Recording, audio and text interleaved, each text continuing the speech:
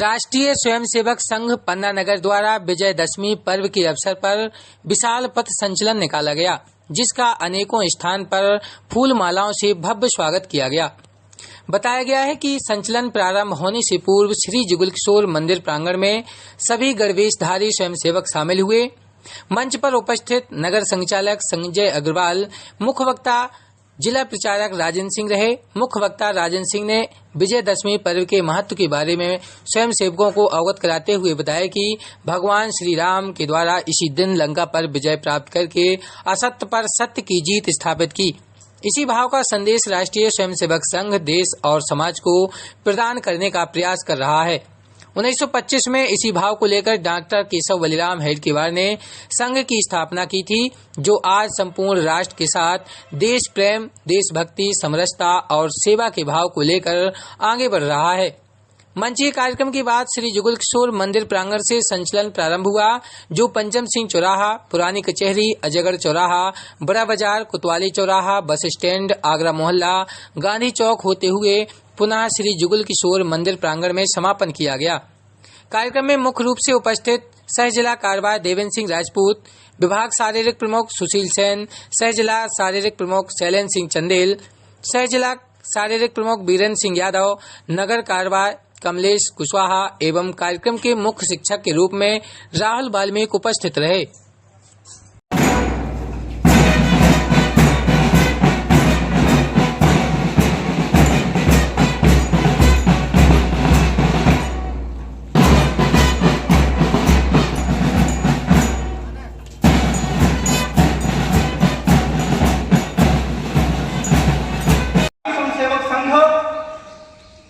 का काम गांव तक, शहर तक पहुंचे, उसके लिए संघ की शाखा, और संघ की शाखा व्यक्ति निर्माण की फैक्ट्री है। हम बोलते हैं कि संघ की शाखा में जाने से हमें क्या मिलता है। डॉक्टर हेडगेवार जी ने जो कबड्डी के माध्यम से संघ की स्थापना की थी, क्योंकि जब हम कबड्डी खेलते हुए जाते हैं, एक दूसरे को मार के जब आते हैं तो हमारे अंदर आत्मविश्वास बढ़ता है। डॉक्टर हेडगेवार जी ने वो आत्मविश्वास बढ़ाने का काम शाखा के माध्यम से किया, और शाखा एक घंटे की जो है व्यक्ति निर्माण की फैक्ट्री है। राष्ट्रीय स्वयंसेवक संघ की स्थापना के बाद से लेकर अब तक हमारी जब संघ की शाखा रहेगी तब हमारा व्यक्ति निर्माण हो सकता है। और आज हम माननीय सरसंघचालक जी बोलते थे कि गांव में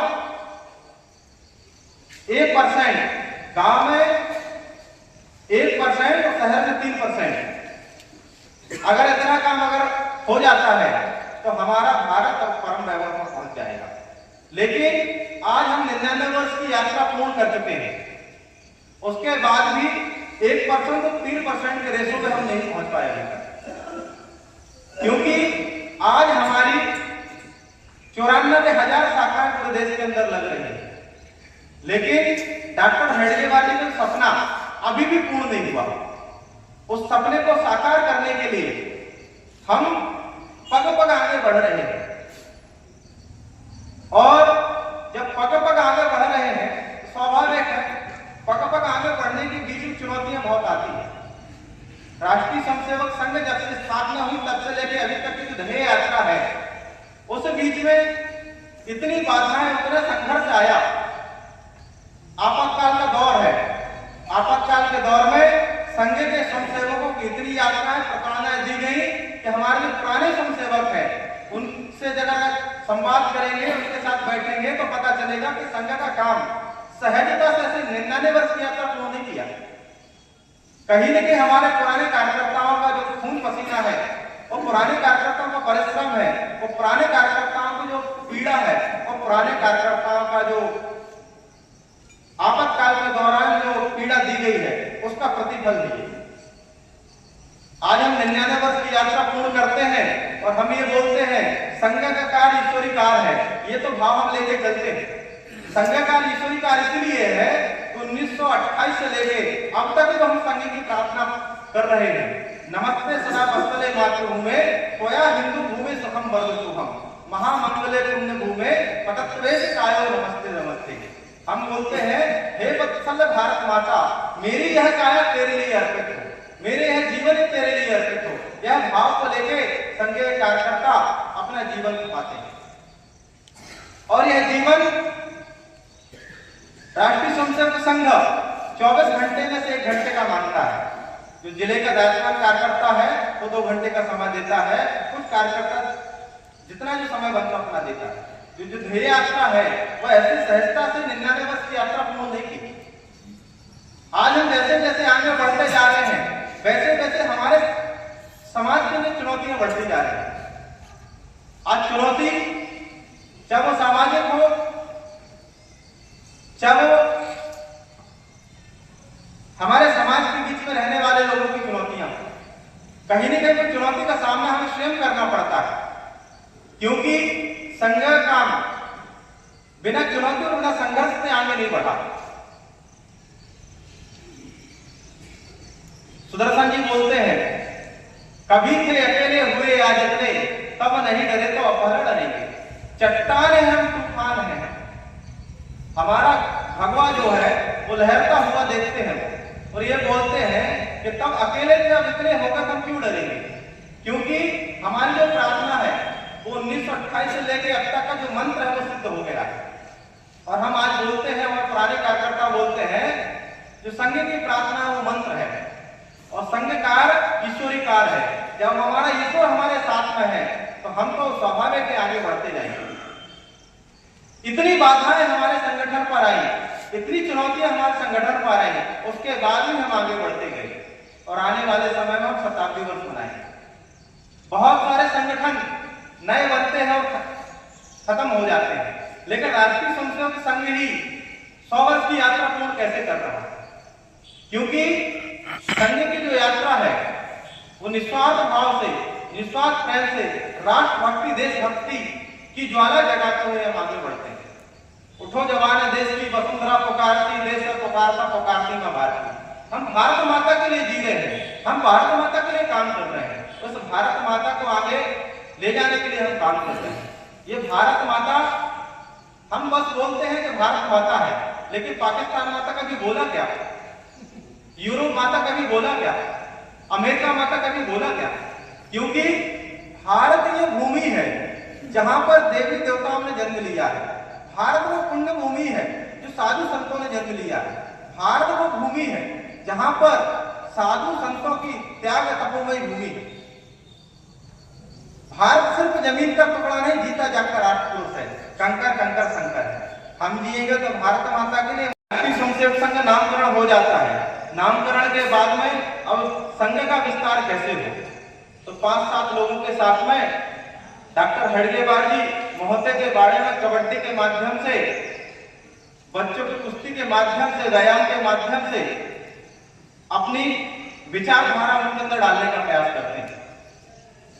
डॉक्टर हेडगेवार जी बच्चों के साथ जब खेलते हैं तो आसपास के लोग ये बोलते हैं ये डॉक्टर पागल हो गया है, बच्चों के साथ कबड्डी खेल रहा है। लेकिन डॉक्टर हेडगेवार जी के मन में शुरू से ही राष्ट्रभक्ति, देशभक्ति की ज्वाला उनके अंदर समाई हुई थी और बच्चों के माध्यम से देशभक्ति और राष्ट्रभक्ति का कार्य आगे कैसे बढ़ेगा उसका विचार, उसका चिंतन करने का उनका स्वभाव था। धीरे धीरे कबड्डी के माध्यम से, खेल के माध्यम से लोगों को इकट्ठा करने का काम डॉक्टर हेडगेवार जी करते थे। फिर 8-10 कॉलेज विद्यार्थियों के साथ में उन्होंने योजना रचना बनाई कि समाज पर संगठन का काम कैसे खड़ा होगा, इसका विचार उन्होंने किया और कुछ कॉलेज विद्यार्थियों को इकट्ठा करने के बाद अन्य क्षेत्र भेज दिया। संघ का कार्य कैसे आगे बढ़ेगा उसका विचार करते हुए डॉक्टर हेडगेवार जी की बात मान के कॉलेज विद्यार्थी अन्य क्षेत्रों में गए। कोई कलकत्ता गया, कोई काशी गया, कोई मथुरा गया, कोई मध्य प्रदेश आया, कोई बंगाल गया। उस समय डॉक्टर हेडगेवार जी जब कलकत्ता में अध्ययन कर रहे थे उस समय उनका अथक संपर्क था। डॉक्टर हेडगेवार जी पत्र लिखते थे और पत्र लिखने के बाद वो पत्र कॉलेज विद्यार्थी लेके जाता था और वो पत्र उस व्यक्ति को बताता, जिस व्यक्ति के पास जाते थे, और व्यक्ति को बताने के बाद में वो वहां पर रुक जाता था। उस समय संघर्ष और अंग्रेजों का शासन इतना प्रभावी था कि हम कुछ कर नहीं पाते थे, लेकिन डॉक्टर हेडगेवार जी की सोच, दूरदृष्टि इतनी अथक थी कि उनके मन में यह आता था कि जो हमारा देश गुलाम है तो कैसे बाहर निकाला जाए। अन्य अन्य क्षेत्रों में जाने के बाद में जो विस्तारक प्रचारक निकले थे, उनके अथक मेहनत करने के बाद में परिणाम आता है। और डॉक्टर हेडगेवार जी जिसको जहां भेजते थे और वहां ये बोलते थे कि जो जहां जिस गांव में मिलता है उस गांव का संघ चालक वही है, मान के चलो आप।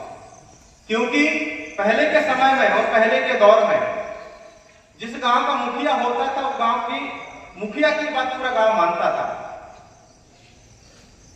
तो संघ का धीरे धीरे कैसे बढ़ा कि गांव में जब जाते थे, उस गांव के मुखिया के साथ बैठते थे और सारे लोगों को इकट्ठा करने के बाद में संघ के विचार व्यक्त करते थे।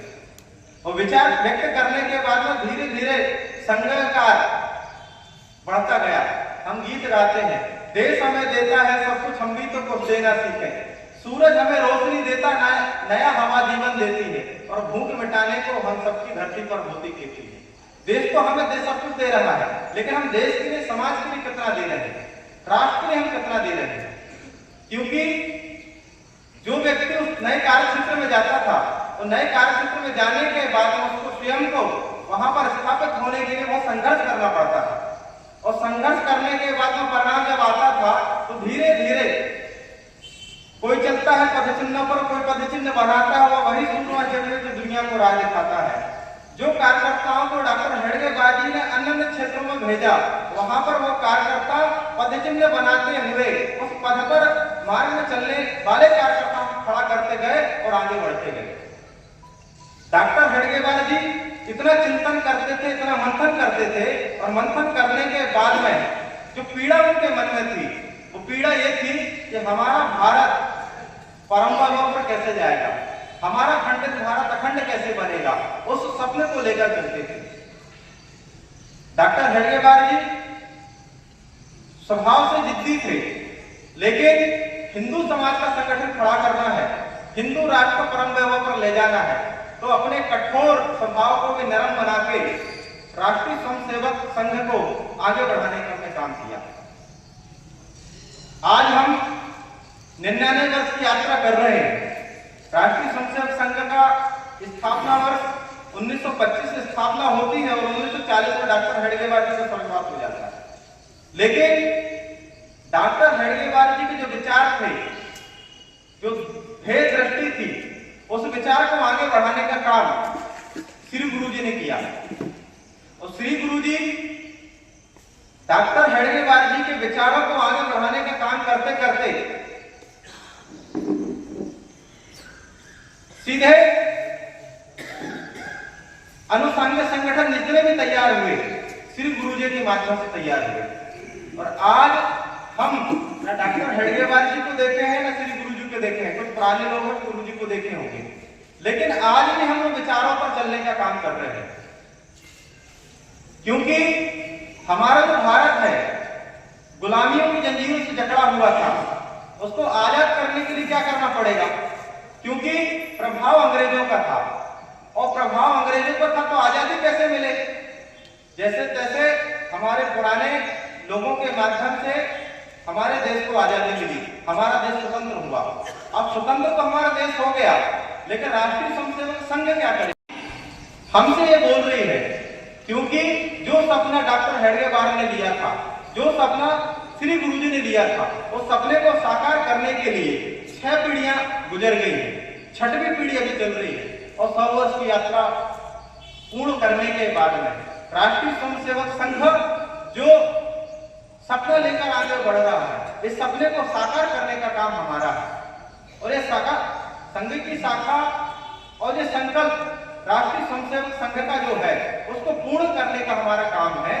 ये कल्पना करते हैं कि आने वाले 100 वर्ष में हमारी संघ की शाखा के माध्यम से डॉक्टर हेडगेवार जी ने, श्री गुरु जी ने जो विचार किया है, उस विचारों को हम गांव-गांव तक, हम जो पंच परिवर्तन की बात कर रहे हैं, नागरिक शिष्टाचार, कुटुंब प्रबोधन, स्व का जागरण, पर्यावरण, सामाजिक समरसता, इस भाव का जागरण हम यहां से जाने के बाद में जिस जिस क्षेत्र में भी हम रहते हैं वहां पर पंच परिवर्तन की बात करेंगे तो स्वाभाविक है पंच परिवर्तन की बात करने के बाद में समाज में परिवर्तन आएगा।